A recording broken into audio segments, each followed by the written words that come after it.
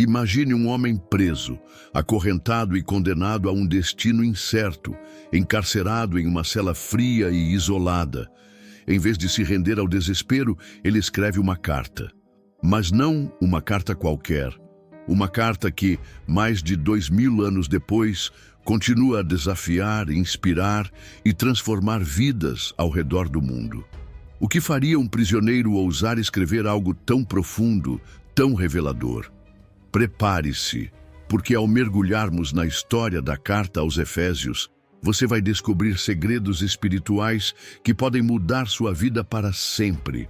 Fique comigo e vamos explorar juntos o mistério que essa carta traz. Antes de continuar, inscreva-se no canal e ative as notificações para garantir que você não perca nenhuma das próximas revelações.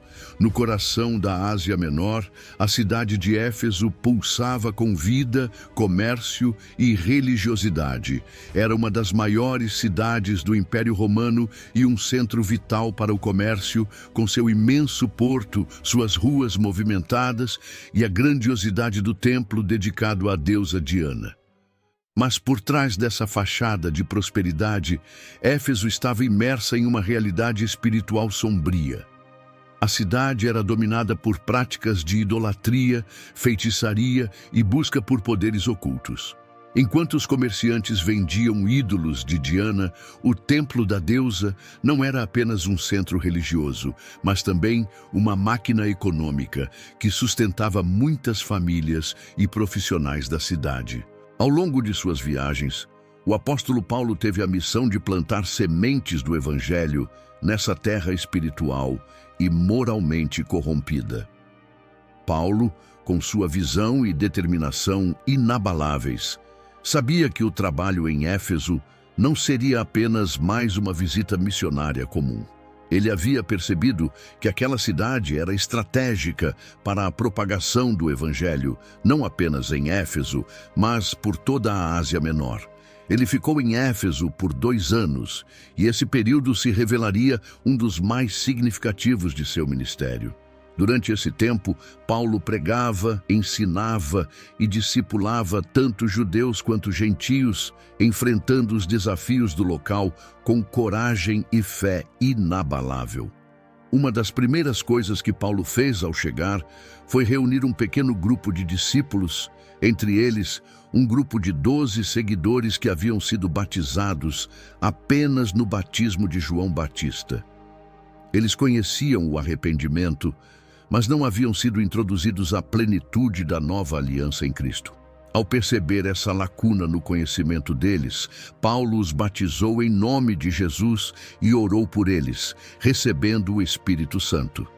Esse momento foi marcante e serviu como uma introdução poderosa à obra de avivamento que viria a seguir. Ao longo de sua estadia, Paulo fez de sua missão em Éfeso uma base sólida para a evangelização, utilizando a escola de Tirano para ensinar diariamente. Ali, ele formou discípulos e fortaleceu a igreja, preparando-os para a grande missão que estava por vir. Durante os 2 anos seguintes, ele pregava com ousadia, confrontando as doutrinas pagãs e mostrando ao povo a superioridade de Cristo. Seu impacto era profundo e o Evangelho de Cristo se espalhava rapidamente, alcançando não só a cidade, mas também toda a região ao redor. No entanto, com a crescente popularidade de sua pregação, também surgia a oposição, especialmente dos artesãos que lucravam com a idolatria e as práticas religiosas falsas. A resistência que Paulo enfrentava era intensa, com pessoas e grupos tentando desacreditar a mensagem de Cristo. Porém, ele nunca se intimidava. Sua confiança estava em Deus, e ele sabia que a luta espiritual era mais importante do que qualquer enfrentamento humano. Ele ensinava que o poder de Cristo era superior a qualquer outro poder ou espírito, e que os ídolos que as pessoas adoravam não passavam de falsos deuses. Ao apresentar Cristo como o único caminho para a salvação, Paulo criava um impacto espiritual profundo nas vidas de muitos. A verdade que ele pregava fazia com que aqueles que antes eram escravizados pela idolatria e pela superstição passassem a buscar o verdadeiro Deus. Embora houvesse uma resistência crescente, a obra de Paulo em Éfeso nunca parou. Ele sabia que o Espírito Santo estava conduzindo seu trabalho e que as conversões, milagres e mudanças profundas na vida das pessoas não eram fruto de sua própria força, mas do poder de Deus que estava agindo poderosamente através dele. Ele nunca deixou de pregar, e seus discípulos se tornaram missionários comprometidos, espalhando o Evangelho por toda a região. Com isso, Paulo estabelecia as bases de uma igreja local forte e resiliente, que resistiria às adversidades, mesmo diante das dificuldades que estavam por vir. Enquanto a cidade de Éfeso estava imersa em um clima de oposição, com a resistência aos ensinamentos de Paulo crescendo, Deus começou a realizar milagres extraordinários através do apóstolo. A cidade, conhecida por suas práticas ocultas e por ser um centro de feitiçaria, foi testemunha de sinais sobrenaturais que não podiam ser explicados de outra forma, senão pela ação divina. Deus usou Paulo de maneira poderosa, e os milagres que ocorreram não apenas fortaleceram os cristãos, mas também desmascararam as forças espirituais que controlavam a cidade. Um dos milagres mais notáveis foi o poder de cura que acompanhava Paulo. As pessoas começaram a trazer lenços e aventais que ele havia tocado. E esses objetos, ao entrarem em contato com os enfermos, curavam-nos de suas doenças. Espíritos malignos eram expulsos e muitos, que antes estavam sob o domínio de práticas ocultas, foram libertos do cativeiro espiritual. O poder de Deus estava se manifestando de forma tão evidente que a cidade, antes tomada pela superstição e pelo culto aos ídolos, começou a se mover em direção à verdadeira liberdade oferecida por Cristo. Essa transformação foi acompanhada por um crescente temor a Deus. Os praticantes de feitiçaria, que até então controlavam a mente e o coração das pessoas, começaram a questionar suas práticas. Alguns deles, ao verem a evidência do poder de Cristo, decidiram abandonar as artes ocultas. Muitos, publicamente, trouxeram seus livros de magia e feitiçaria e os queimaram diante de todos. O valor desses livros era imenso, equivalente a 50.000 moedas de prata, uma quantia astronômica para a época. Esse gesto foi um sinal claro do arrependimento profundo daqueles que estavam renunciando às trevas para viver na luz de Cristo. O impacto dos milagres e das libertações foi tão grande que até os que antes viam a feitiçaria como uma prática legítima começaram a temer o nome de Jesus. No entanto, o poder de Deus também gerou imitação. No auge da pregação de Paulo em Éfeso, um episódio curioso e surpreendente envolvendo os 7 filhos de Seva ganhou notoriedade na cidade e é registrado no livro de Atos, no capítulo 19, versículo 13. Esse incidente ilustra de maneira única a autoridade e o poder que vem com o nome de Jesus, e como algumas pessoas tentaram usá-lo de maneira imprópria, sem entender sua verdadeira força. Seva era um judeu que vivia em Éfeso e, segundo o relato bíblico, ele era um chefe dos sacerdotes. No entanto, apesar de sua posição religiosa, Seva não parecia ser um homem que tinha uma verdadeira relação com Deus ou uma compreensão real da autoridade divina. Seus filhos, por sua vez, seguiam seus passos, mas estavam envolvidos em práticas de feitiçaria e exorcismos, usando rituais mágicos para tentar expulsar espíritos malignos de pessoas possuídas. Os 7 filhos de Seva ouviram falar dos grandes milagres realizados por Paulo em Éfeso, incluindo curas extraordinárias e a expulsão de demônios através do nome de Jesus Cristo. Fascinados por essas histórias, eles decidiram tentar utilizar o nome de Jesus como parte de seus próprios rituais de exorcismo. Eles provavelmente acreditavam que, ao pronunciar o nome de Jesus, conseguiriam obter o mesmo poder que Paulo tinha demonstrado, sem, no entanto, se submeter à verdadeira autoridade de Cristo ou compreender o significado profundo do nome de Jesus. Certa vez, os 7 filhos de Seva tentaram expulsar um espírito maligno de um homem possesso, dizendo: "Em nome de Jesus, a quem Paulo prega, eu te ordeno, sai." Atos 19:13. Era uma tentativa de usar o nome de Jesus de forma mágica, sem que eles tivessem uma verdadeira relação com ele. Eles acreditavam que, ao simplesmente invocar o nome de Jesus, o demônio sairia, como se o nome fosse uma fórmula de poder. No entanto, o que aconteceu a seguir foi totalmente inesperado.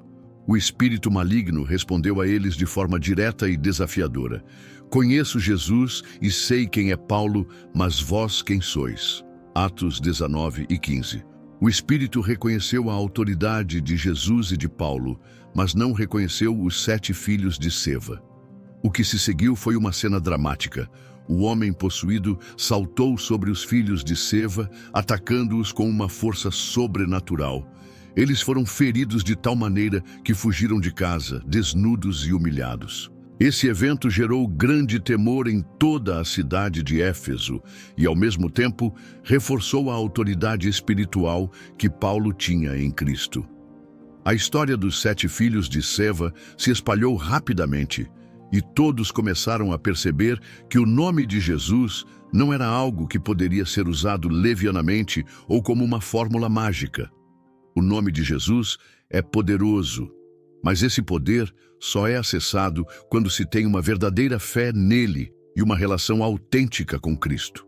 A resposta do espírito maligno, dizendo: "Vós quem sois?"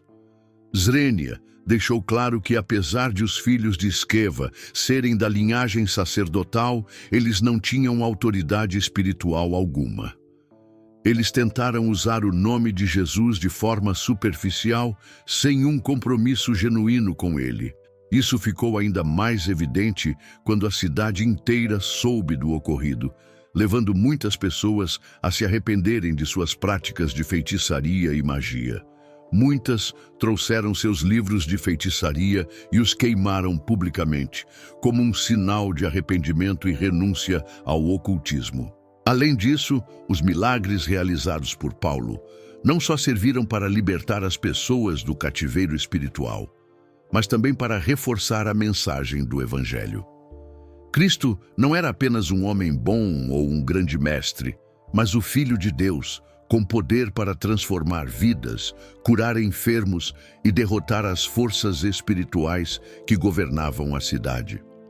A manifestação sobrenatural do poder de Deus em Éfeso foi um dos maiores testemunhos de que o reino de Deus estava avançando com força.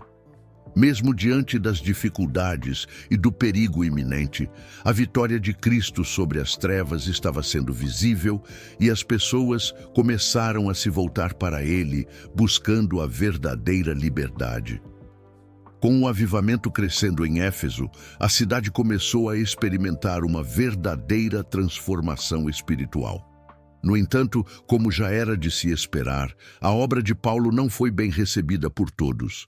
A resistência aos ensinamentos do apóstolo não vinha apenas das massas que adoravam a deusa Diana, mas também das autoridades religiosas e econômicas que viam a crescente influência do cristianismo como uma ameaça ao seu poder.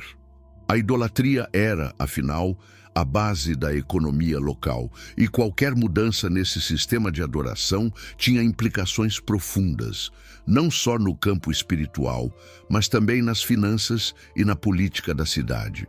A reação dos artesãos de Éfeso, especialmente aqueles que viviam da fabricação de ídolos e amuletos dedicados à deusa Diana, foi feroz e desencadeou um dos episódios mais intensos do ministério de Paulo em Éfeso. Essa reação começou quando Paulo, com sua pregação sobre a supremacia de Cristo, afetou diretamente os lucros dos artesãos locais, que tinham suas rendas garantidas pela venda de imagens da deusa e outros objetos sagrados. Diana, ou Ártemis, era adorada em Éfeso de forma fervorosa, e o templo dedicado a ela era não só um local religioso, mas também um centro de comércio muito lucrativo, responsável por sustentar grande parte da economia da cidade. Demétrio, um ourives, liderou essa reação com uma preocupação claramente econômica. Ao perceber que a pregação de Paulo estava resultando em um número crescente de conversões ao cristianismo e, com isso, na diminuição da procura pelos seus produtos, pequenos ídolos e amuletos com a imagem de Diana, ele ficou alarmado. Ele não via a pregação de Paulo apenas como uma ameaça religiosa, mas como um golpe direto ao seu sustento e à sua profissão. Preocupado com a crise financeira que estava começando a afetar seus negócios, Demétrio convocou uma reunião com outros artesãos da cidade para discutir como poderiam lidar com a situação. Demétrio começou a reunir seus colegas e artesãos, chamando atenção para a diminuição das vendas e para o impacto negativo que as conversões ao cristianismo estavam causando à adoração de Diana. Ele os alertou de forma enfática, dizendo que a pregação de Paulo estava não apenas prejudicando seus negócios, mas também ameaçando a honra de Diana, que era considerada uma das deusas mais importantes do mundo antigo. A reação de Demétrio não era apenas uma defesa dos seus interesses pessoais, mas uma defesa da própria cultura e religião de Éfeso. Para ele, a pregação cristã representava uma afronta não só à economia, mas também ao seu modo de vida e à sua identidade como cidadão de Éfeso, uma cidade com profundas raízes no culto a Diana. A reunião convocada por Demétrio rapidamente se transformou em um tumulto. Quando ele falou sobre a ameaça que Paulo representava, a multidão se inflamou de indignação. A mensagem de Paulo, que desafiava diretamente os ídolos e a adoração de qualquer Deus que não fosse o Deus único, estava se espalhando, e isso gerava uma resistência crescente. Os artesãos e comerciantes começaram a temer pela perda de sua fonte de renda, e o que antes era uma resistência isolada passou a ser um movimento coletivo de oposição. A reunião dos artesãos logo se expandiu para uma multidão maior, que tomou as ruas de Éfeso em protesto contra Paulo e seus seguidores. A multidão começou a gritar em defesa de Diana, acusando os cristãos de serem responsáveis pela perda de seu sustento e da honra da deusa. A revolta cresceu a tal ponto que a cidade inteira parecia prestes a entrar em um estado de caos. A multidão, tomada pela indignação, se dirigiu para o grande teatro de Éfeso, um local que podia acomodar milhares de pessoas. E lá começaram a gritar, exaltando Diana e amaldiçoando os cristãos.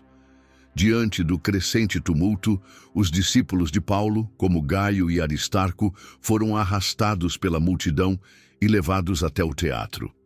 Paulo, ao saber da situação, sentiu o impulso de ir até o local para tentar acalmar a situação e pregar novamente a mensagem do Evangelho.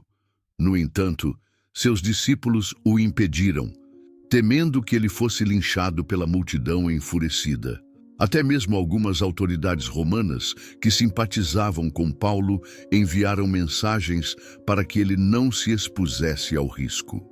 O tumulto foi tão grande que o povo ficou gritando "Grande é Diana dos Efésios" por cerca de 2 horas, e a cidade inteira parecia à beira de um conflito violento. Foi então que um oficial da cidade, que tinha uma posição de autoridade, interveio para restaurar a ordem. Ele pediu silêncio à multidão e lembrou a todos que estavam colocando a cidade em risco de represálias por parte de Roma, uma vez que o tumulto estava fora de controle. Com suas palavras, a multidão começou a se dispersar lentamente, e o perigo iminente foi afastado.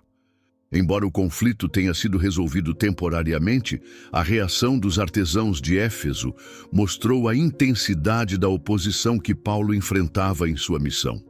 Essa revolta refletiu o poder que o cristianismo estava desafiando nas estruturas econômicas e espirituais de Éfeso e serviu como um aviso claro de que a propagação do evangelho não seria fácil. Paulo, contudo, não se intimidou. Ele sabia que sua missão era justamente confrontar as falsas crenças e ídolos da cidade, e a resistência dos artesãos só reforçava a importância de sua pregação. Esse episódio também mostra como o Evangelho, ao tocar as vidas das pessoas e transformar suas crenças, também altera as estruturas sociais e econômicas. A partir desse momento, a luta de Paulo contra as forças espirituais de Éfeso se intensificaria ainda mais, refletindo o confronto entre as trevas e a luz do reino de Deus. Devido à crescente oposição e ao perigo iminente que enfrentava, Paulo teve que sair de Éfeso. Sua pregação em Éfeso, ao desafiar diretamente o culto à deusa Diana e as práticas de feitiçaria, começou a gerar um grande impacto não só no campo espiritual, mas também no econômico e político da cidade. O templo de Diana era uma das 7 maravilhas do mundo antigo e o centro de adoração que atraía peregrinos e sustentava muitos comerciantes, sacerdotes e artesãos. Quando Paulo começou a pregar a supremacia de Cristo sobre todos os deuses, ele atingiu um ponto sensível, afetando diretamente os lucros e a cultura religiosa de Éfeso. A tensão na cidade estava insustentável e sua missão ali já havia cumprido um grande propósito. Muitos haviam sido convertidos ao cristianismo e a igreja local estava firmemente estabelecida. No entanto, as forças espirituais e culturais que se opunham a Paulo estavam se tornando cada vez mais agressivas. Em um ato de sabedoria e prudência, Paulo optou por partir antes que a violência o alcançasse, sabendo que ele já havia plantado as sementes para o crescimento do evangelho na cidade.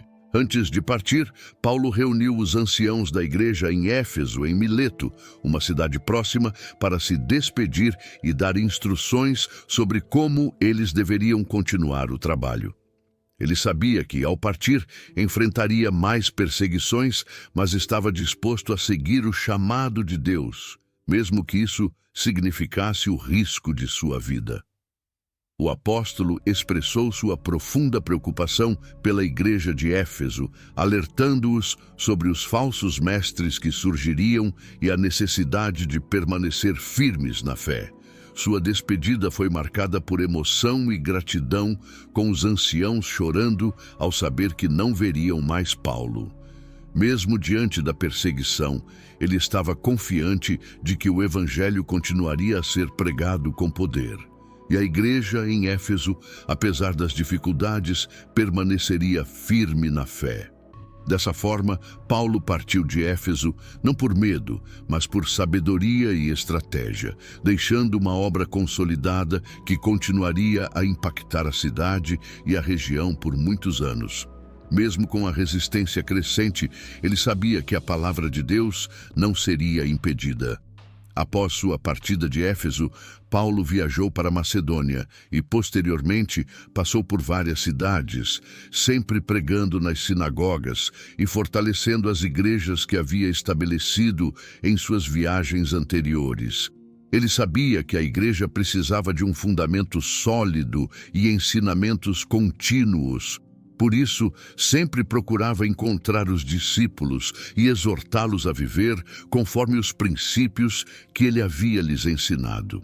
Durante sua jornada, Paulo fez uma parada em Troade, onde teve uma reunião com os cristãos locais, mas logo se viu sendo atraído novamente para a região da Grécia, especificamente para a cidade de Corinto, onde ele passaria um tempo considerável. Em Corinto, Paulo se deparou com muitas dificuldades, tanto internas quanto externas. A igreja ali ainda enfrentava divisões, disputas e heresias que ameaçavam enfraquecer a comunidade. No entanto, ele continuou seu trabalho de ensino, exortação e consolo, reforçando a unidade dos cristãos e, ao mesmo tempo, alertando contra os falsos mestres. Foi em Corinto que Paulo recebeu notícias sobre a situação em Jerusalém, e ele soube que a igreja lá estava enfrentando uma crise. Os cristãos judeus estavam sendo perseguidos e a comunidade enfrentava sérios desafios financeiros. Paulo, sempre sensível às necessidades dos cristãos em outras cidades, começou a organizar uma coleta para ajudar a igreja em Jerusalém, pedindo a contribuição dos cristãos em todas as cidades que ele havia visitado. Ele via essa coleta não apenas como uma ajuda material, mas também como um sinal de unidade entre os crentes gentios e judeus, como uma expressão de solidariedade no corpo de Cristo. Depois de passar por Macedônia e Corinto, Paulo sentiu que era o momento de retornar a Jerusalém para entregar a contribuição e também para cumprir o que ele sabia ser a vontade de Deus, apesar dos alertas de que ele enfrentaria prisão e tribulações.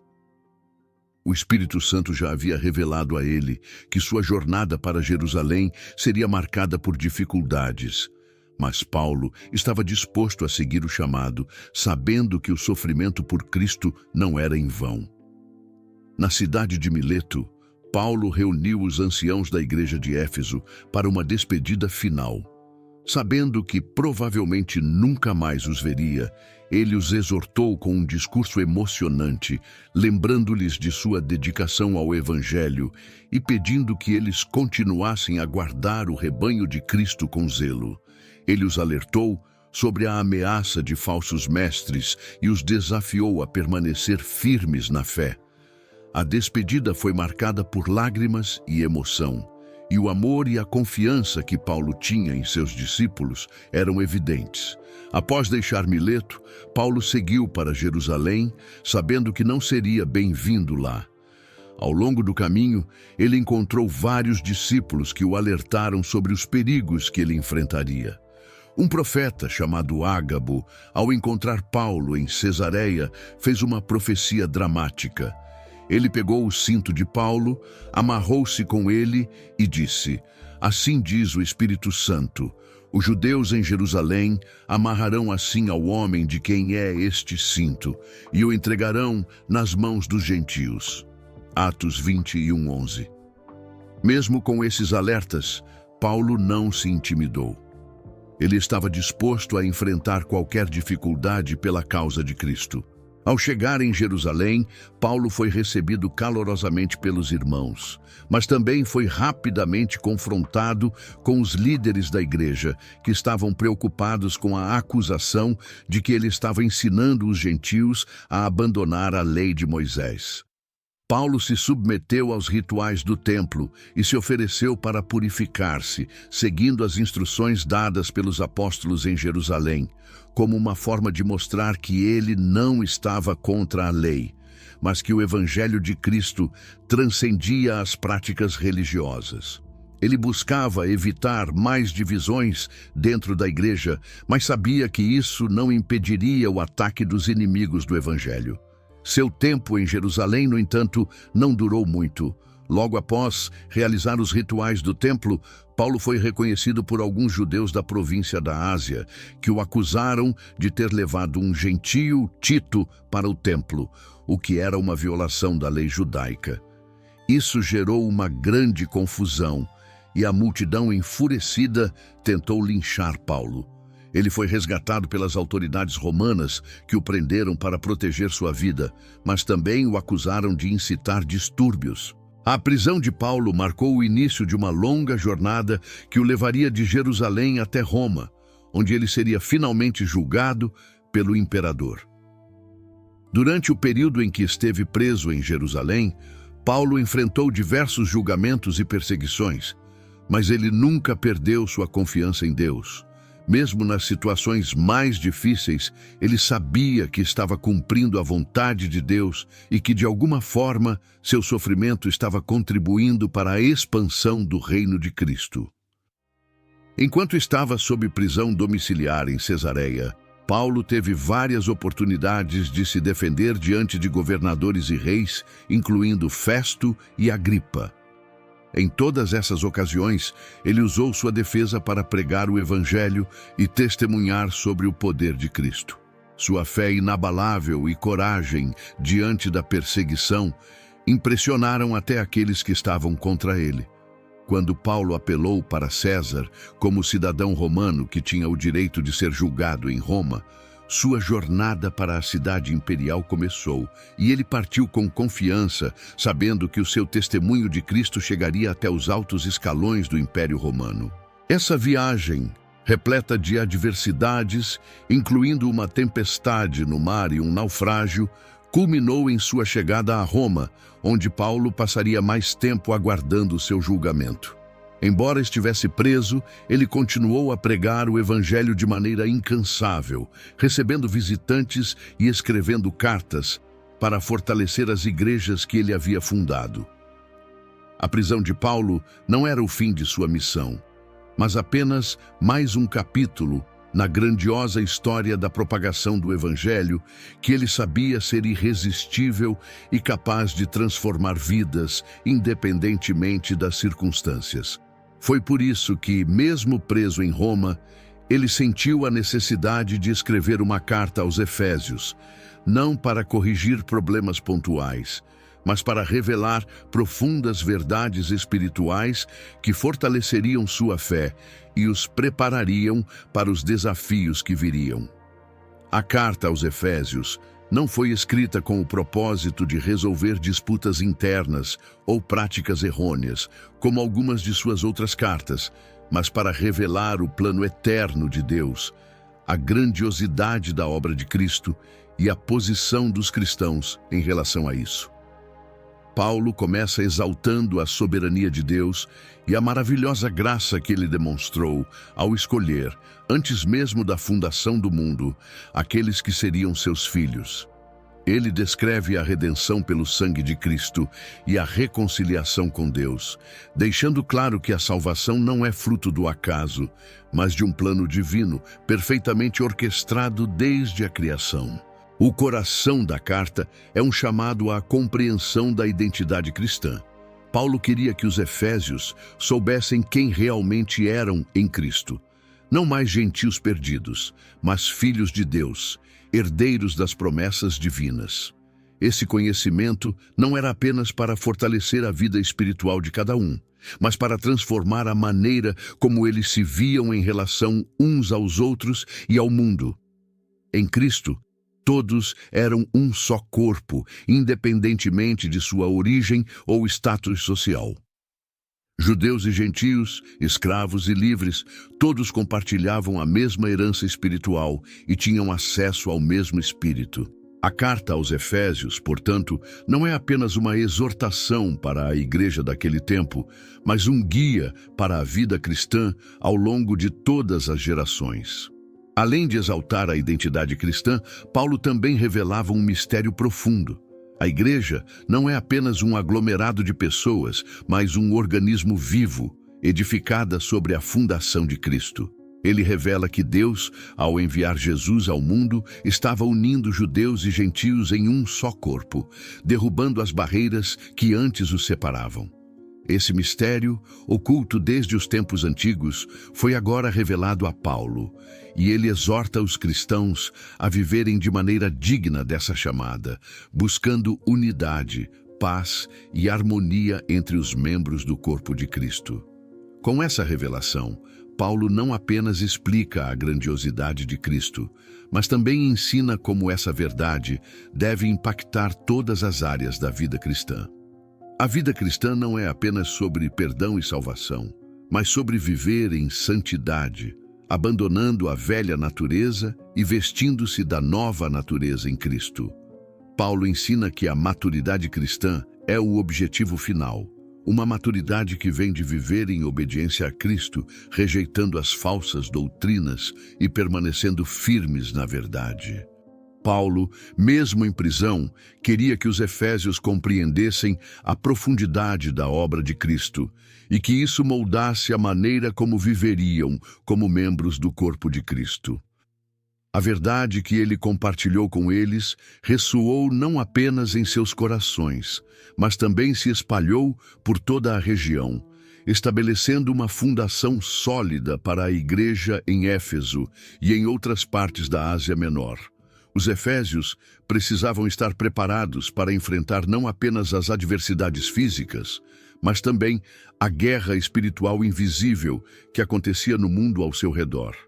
Paulo, portanto, descreveu uma das mais poderosas metáforas espirituais de toda a Escritura: a armadura de Deus. Ele começa explicando que os cristãos não estavam lutando contra carne e sangue, mas contra principados, potestades, dominadores deste mundo tenebroso e forças espirituais da maldade nos lugares celestiais. Efésios 6:12. Esse aviso de Paulo deixa claro que a batalha espiritual não se resume apenas às dificuldades e perseguições que eles enfrentavam de maneira visível, mas também a um inimigo invisível que queria destruir a fé dos crentes e enfraquecer a obra do reino de Deus.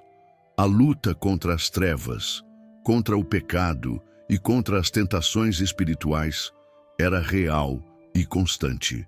Para que os cristãos permanecessem firmes nessa batalha, Paulo instrui-os a vestir a armadura de Deus, um conjunto de peças espirituais que os equipariam para resistir aos ataques do inimigo.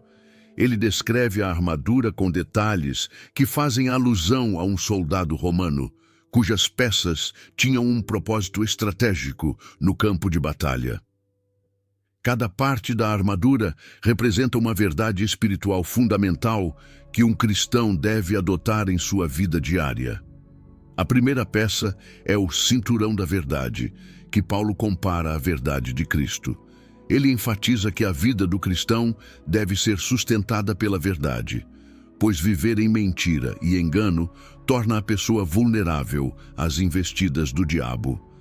A verdade de Deus deve ser o alicerce da vida do cristão, mantendo todas as outras partes da armadura no lugar e protegendo-os das mentiras que o inimigo tenta infiltrar.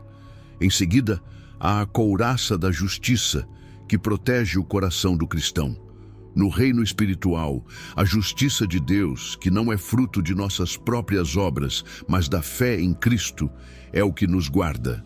Paulo ensina que, sem essa justiça, o cristão está exposto e vulnerável, mas, revestido da justiça de Deus, ele pode resistir aos ataques contra sua integridade e sua identidade espiritual. Os pés do cristão devem estar calçados com as sandálias do Evangelho da Paz. Assim como um soldado precisa de um calçado firme para se manter de pé e avançar no campo de batalha, o cristão precisa da paz que vem do Evangelho para se firmar e se mover com segurança no mundo. Essa paz é um fundamento essencial para a estabilidade espiritual e permite que o cristão permaneça firme diante das adversidades e das tentações. Além disso, Paulo fala sobre o escudo da fé, que é uma defesa contra os dardos inflamados do maligno. A fé inabalável em Deus, a confiança em suas promessas e a certeza de sua soberania são as ferramentas com as quais o cristão pode apagar as mentiras, medos e tentações que o inimigo lança sobre ele. Quem tem fé em Deus não será abalado, independentemente das circunstâncias externas. Paulo também menciona o capacete da salvação que protege a mente do cristão. Sabendo que sua salvação está garantida em Cristo, o cristão pode manter sua mente protegida contra ataques de dúvida e medo. Ele não é mais escravo da condenação, mas livre pela obra de Cristo. E essa certeza de salvação lhe dá força e confiança. Por último, Paulo fala sobre a espada do Espírito, que é a palavra de Deus. A espada é a única arma ofensiva da armadura e é essencial para a batalha espiritual. Assim como Jesus usou as Escrituras para resistir à tentação no deserto, o cristão deve conhecer e usar a palavra de Deus para resistir ao inimigo e avançar no reino de Deus. A palavra de Deus é poderosa e eficaz, capaz de destruir fortalezas espirituais e derrotar as mentiras do inimigo. A carta de Paulo aos Efésios não apenas revela os aspectos espirituais profundos da vida cristã, mas também aponta para a prática diária que deve caracterizar o cristão, a unidade e o amor no corpo de Cristo. Após exortar os efésios a se revestirem da armadura de Deus e estarem preparados para a batalha espiritual, Paulo continua sua carta, fazendo um apelo poderoso para que a igreja viva de forma digna do chamado que receberam. Ele enfatiza que a verdadeira força da igreja não reside apenas na sua doutrina ou na força de seus líderes, mas na maneira como os membros do corpo de Cristo se relacionam uns com os outros. Paulo exorta os efésios a viverem em unidade, a manterem a paz entre si e a evitarem disputas ou divisões. Ele os lembra de que a igreja não é apenas uma reunião de indivíduos, mas um organismo vivo, no qual cada membro tem um papel vital a desempenhar. Como membros do corpo de Cristo, todos devem agir com humildade, mansidão e paciência, suportando-se uns aos outros em amor. Efésios 4:2. Essa unidade não é opcional.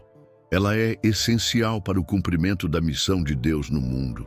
O apóstolo também destaca que a diversidade de dons espirituais concedidos pelo Espírito Santo deve ser usada para a edificação do corpo de Cristo e não para a exaltação pessoal ou para promover divisões. Ele descreve a igreja como um corpo, com Cristo sendo a cabeça e todos os membros trabalhando juntos em harmonia para alcançar a maturidade espiritual. A edificação da igreja não é feita apenas por palavras, mas por ações concretas de serviço, amor e sacrifício. No entanto, Paulo deixa claro que essa unidade não é apenas sobre convivência pacífica, mas sobre refletir a natureza de Cristo em todos os aspectos da vida. Ele exorta os cristãos a se despirem do velho homem, marcado pelo pecado, e se revestirem do novo homem, criado em Cristo para viver em santidade e justiça. Efésios 4:24. Isso implica uma mudança radical no caráter e nas atitudes, que não se limitam a um comportamento externo, mas que vêm de uma transformação interna operada pelo Espírito Santo. A vida cristã, segundo Paulo, é marcada por um compromisso diário com o amor de Cristo. E esse amor deve ser a base de todas as nossas interações. O amor é o que nos une como corpo de Cristo, e sem ele, a unidade se desfaz. Em um mundo dividido e marcado por tensões, o cristão é chamado a ser um agente de reconciliação, demonstrando o amor sacrificial de Cristo em suas ações diárias. Esse amor não é fácil nem natural, mas é um reflexo do amor de Deus por nós. Um amor que nos capacita a amar os outros, mesmo aqueles que nos ferem ou nos rejeitam. Ao final da carta, Paulo não apenas descreve a importância da unidade e do amor, mas também exorta os cristãos a viverem uma vida de santidade e pureza, refletindo a glória de Deus em todos os aspectos de sua vida. Ele sabe que a luta contra o pecado e a imoralidade é constante, especialmente em um contexto como o de Éfeso, onde a idolatria e a imoralidade estavam tão enraizadas. Mas ele acredita que em Cristo, os cristãos têm o poder de viver de maneira digna da vocação celestial que receberam. E essa vida de santidade será um testemunho poderoso para o mundo ao seu redor. Agora que você mergulhou na grandiosidade da carta aos Efésios e entendeu o poder transformador que ela traz, a pergunta é: como você vai aplicar esses ensinamentos em sua vida? O chamado de Paulo para viver a plenitude de Cristo não é uma simples filosofia, mas um convite à transformação radical. Você tem buscado viver como parte do corpo de Cristo, em unidade e amor, ou tem se afastado dessa missão? O que está impedindo você de vestir a armadura de Deus e enfrentar a batalha espiritual com coragem? Lembre-se, essa carta não é um simples texto antigo. Ela é um guia vivo e atual que pode transformar a sua vida e a vida de todos ao seu redor. O amor de Cristo nos chama a um compromisso diário com a santidade, a unidade e a verdade. Você está disposto a seguir esse caminho, deixando para trás o velho homem e vivendo de acordo com a nova identidade que Deus tem para você? Deixe nos comentários o que mais impactou sua vida nessa mensagem e compartilhe suas reflexões com a gente. Se você quer continuar aprendendo e aprofundando seu conhecimento sobre como viver a plenitude de Cristo em sua vida, inscreva-se no canal e ative as notificações. Assim, você não perde nenhum conteúdo transformador como este. Vamos juntos nessa jornada.